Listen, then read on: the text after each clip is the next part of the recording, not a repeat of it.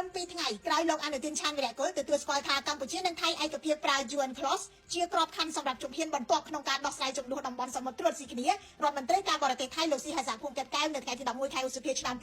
2026បានចេញមុខបកស្រាយថាថៃមិនទាន់យល់ព្រមចូលយន្តការផ្សះផ្សាដោយចាប់បង្ខំដែលកម្ពុជាស្នើឡើងឡើយយោងតាមកាសែត The Nation លោកស៊ីហាសាបានបដិសេធការផ្សាយរបស់សារព័ត៌មានកម្ពុជាដែលថាថៃបានចូលព្រមចូលទៅក្នុងដំណើរការផ្សះផ្សាដោយចាប់បង្ខំក្រៅអនុសញ្ញាច្បាប់សមុទ្រ UN Clause លោកថាថៃមិនទាន់បានធ្វើការបដិញ្ញាចិត្តណាមួយទេហើយដំណើរការណាមួយនៅក្រោម UN Clause គួរតែចាប់ផ្ដើមពីការចរចាទ្វេភាគីដោយស្មោះត្រង់ជាមុនសិនលោកស៊ីហាសាបន្ថែមថាយន្តការផ្សះផ្សាដោយការចាប់បង្ខំមិនអាចដំណើរការបានទេលុះត្រាតែភាគីទាំងពីរយល់ព្រមការលើកឡើងនេះហាក់ផ្ទុយទៅនឹងមាត្រា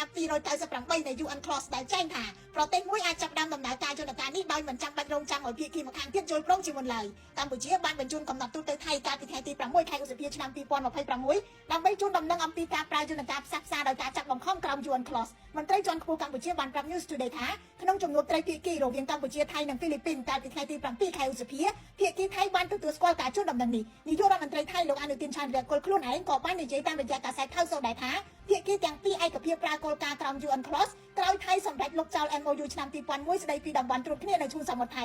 ក៏ប៉ុន្តែការផ្លាស់ប្ដូរជំហរចុងក្រោយរបស់ថៃនេះកើតឡើងស្របពេលដែលកាសែត The Nation បានចុះផ្សាយថាអ្នកវិភាគថៃលោកគ្រីសាដាប៊ុនរងបានប្រមានថាការលុប MOU ឆ្នាំ2001អាចក្លាយទៅជាអន្តរយុទ្ធសាស្ត្រព្រោះវាផ្ដល់ហេតុផលឲ្យកម្ពុជារុញសំណុំរឿងនេះទៅកាន់វេទិកាអន្តរជាតិដែលកម្ពុជាបានត្រៀមជាយូរហើយ